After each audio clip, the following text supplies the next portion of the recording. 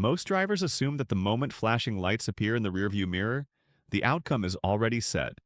A ticket, maybe a warning, a short delay on the roadside, and then it's over. But that assumption isn't always accurate. In many cases, the most important part of the interaction happens before any citation is issued, often before the situation even feels serious. Every day, drivers unintentionally say something that can weaken their own legal position, and from that point forward, a routine stop can begin to change. What started as a simple interaction may gradually become more extended, with additional questions, increased scrutiny, and more time spent on the roadside, often without the driver fully understanding why. This pattern doesn't only apply to unusual situations. It occurs during ordinary drives, and the sequence is surprisingly consistent. Similar responses often lead to similar outcomes, and most people don't recognize what's happening until later. However, once you understand how those first moments work and the rules that shape them, the entire interaction starts to look different. More importantly, you begin to see how a few carefully chosen words can influence the direction of a stop before it has a chance to become more complicated. Hi, I'm Timothy, and I've spent considerable time reviewing real traffic stop footage, including hundreds of body camera recordings, to better understand what happens during those early moments on the roadside. What stands out is not dramatic conflict or aggressive behavior, but something far more subtle and consistent. Many drivers who find themselves in more complicated situations are not committing serious violations. Instead, they simply don't fully understand how the interaction works. They respond naturally, trying to be polite, cooperative, and honest, but those responses can sometimes create unintended consequences. In this explanation, the focus is on a specific dynamic that many drivers are never formally taught, along with a few simple phrases that can help keep an interaction clear and limited in scope. With the right understanding, a situation that might otherwise take longer can often remain brief and straightforward. Once you see how this works, traffic stops begin to feel more predictable, and you're less likely to be caught off guard. A common misunderstanding comes from how routine a traffic stop appears. Most people think it follows a simple process.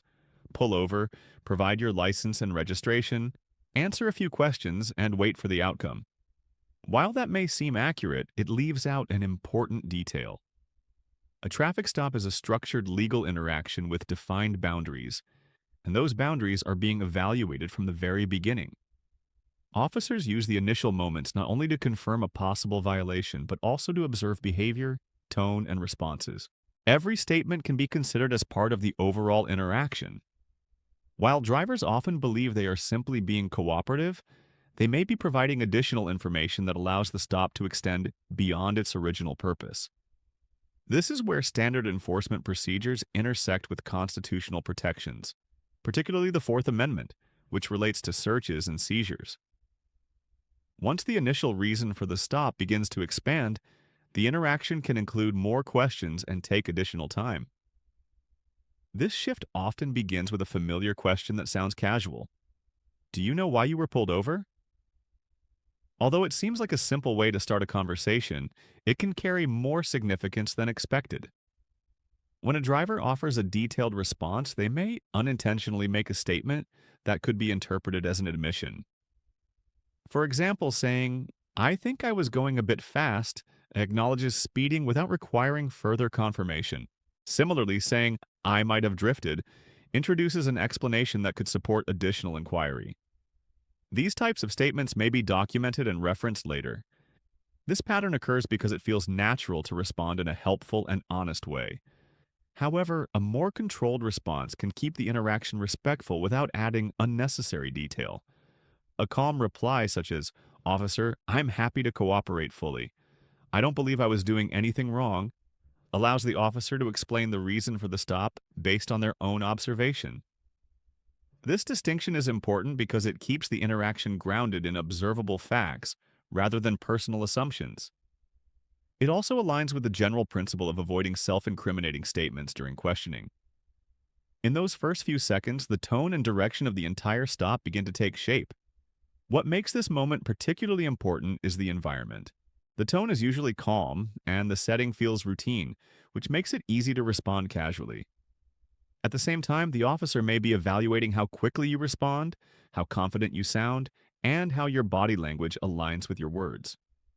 From a legal perspective, there is a difference between what can be established through observation and what is voluntarily provided. Once a statement is made, that balance can shift. However, when responses remain measured and neutral, the interaction stays focused on observable factors. This approach is not about being uncooperative. It is about understanding the structure of the situation and responding carefully. Many drivers do not realize how much influence they have in these early moments because it does not feel like influence. It feels like answering a routine question. In reality, it is often the point where the stop either remains limited or begins to expand. After the initial exchange, the interaction may move into a second phase that often goes unnoticed. Officers may ask additional questions such as where you are going, where you have been, or how long you have been driving.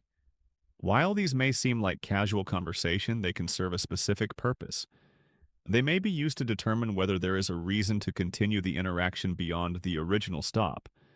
This is where a routine situation can become longer. Once the initial reason for the stop has been addressed, there generally needs to be a valid basis to extend it. This principle has been discussed in legal decisions such as Rodriguez v. United States, which emphasize that a stop should remain tied to its original purpose unless there is additional justification. Many drivers assume the timeline is entirely controlled by the officer and do not question it. In reality, there is a simple and respectful way to clarify the situation. After your documents have been reviewed and the purpose of the stop is clear, you can ask, "Am I free to go once you've finished with my documents?" This question does not create conflict. Instead, it brings clarity. It signals that you understand the stop has a defined scope and an endpoint. It also gives the officer an opportunity to either conclude the interaction or explain why it may continue. Without that clarity, the stop can naturally extend as more questions are asked and more time passes.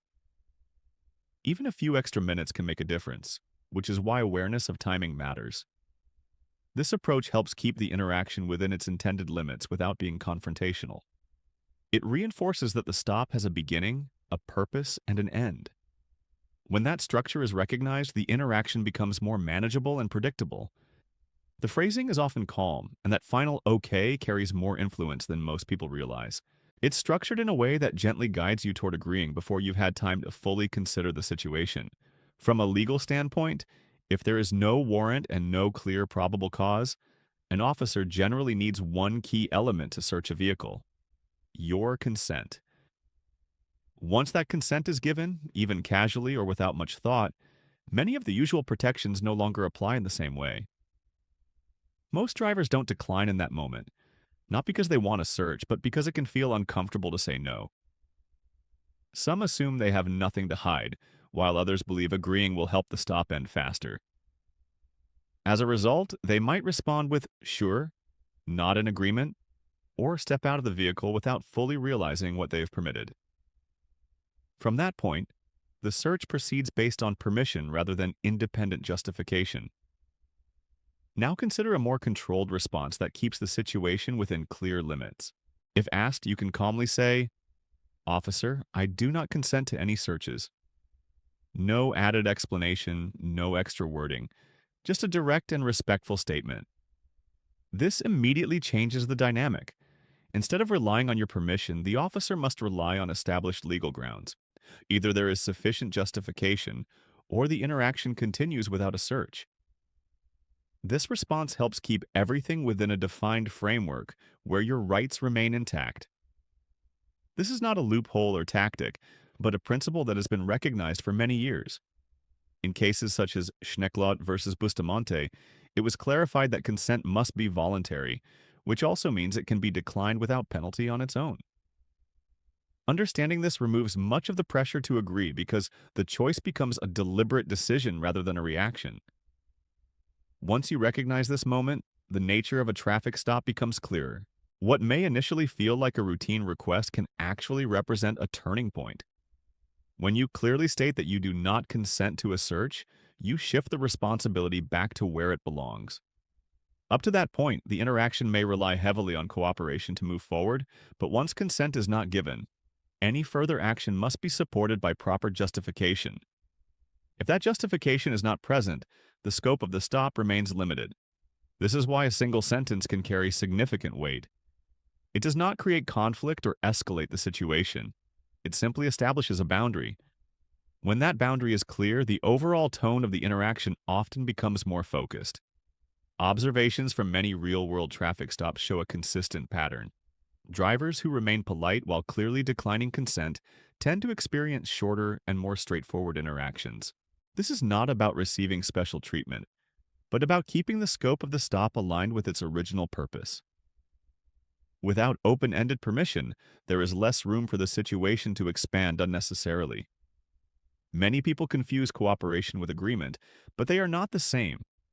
You can fully cooperate by providing documents, following instructions, and remaining respectful, while still declining requests that go beyond what is required.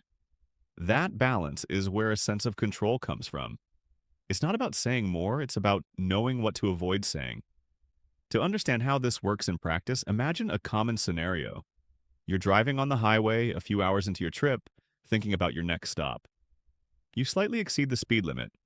Nothing extreme, but enough to draw attention. Shortly after, you notice the lights behind you.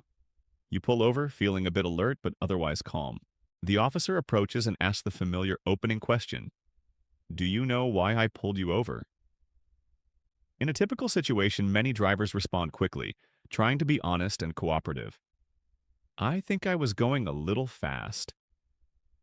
While it seems reasonable, this response confirms the issue before anything else is established. The officer takes your documents, returns to their vehicle, and later continues with additional questions. Where you're going, where you've been. You answer each one, aiming to be helpful. After a few minutes, the tone shifts slightly. The officer asks if they can take a quick look inside your vehicle. It sounds casual, almost routine, and because everything has felt normal so far, you agree.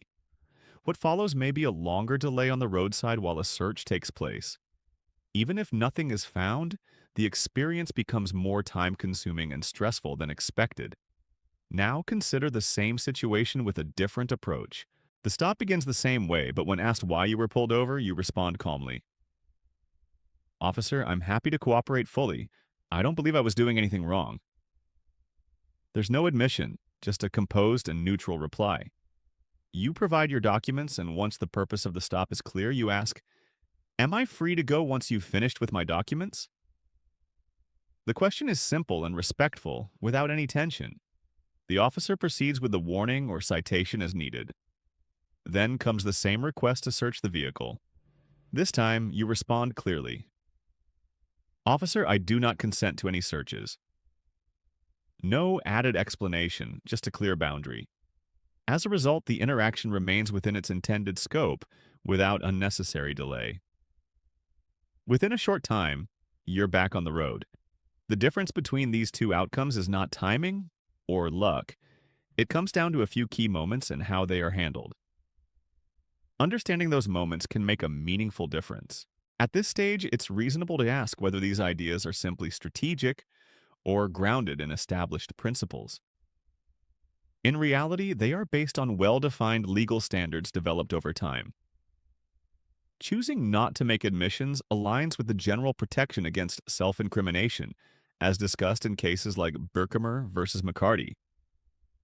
Asking whether you are free to leave reflects the principles outlined in Rodriguez vs. United States, which emphasizes that a stop should remain tied to its original purpose unless there is a valid reason to extend it. Declining consent to a search is supported by decisions such as Schneckloth, where voluntary consent is a key requirement. Broader frameworks, including Terry v. Ohio, also reinforce that temporary detentions have limits. Together, these rulings form the foundation for how traffic stops are intended to function. Once you understand that structure, the interaction becomes less uncertain and more predictable. The reality is that most drivers are never formally taught these details. They are rarely covered in standard driver education or everyday discussions. As a result, many people only learn through experience when a situation becomes more complicated than expected. However, with the right awareness, that learning process can happen in advance. By this point, you have a clearer understanding of how these interactions work and how quickly they can change based on a few words. If you want to explore more scenarios, particularly those involving additional claims that can alter the situation further, it's worth continuing to learn about how these principles apply in different contexts. For now, the focus should remain on remembering the essentials, because in the moment, simplicity matters more than anything else. When those lights appear behind you, you won't be thinking about legal cases. You'll be reacting. That's why it helps to keep things straightforward. The first key moment is the opening question. Instead of guessing, respond calmly and avoid unnecessary detail. The second comes once the purpose of the stop is clear. This is where a simple question can clarify the timeline. The third is any request to search, where a clear and respectful response defines your boundary. These moments don't require complicated language or confrontation. They rely on clarity and awareness. In everyday driving situations, the difference between a routine stop and a longer, more stressful experience often comes down to how those moments are handled. Most people only reflect on it afterward, wondering how things unfolded the way they did. But with awareness, you can recognize those turning points as they happen and respond in a way that keeps the interaction straightforward.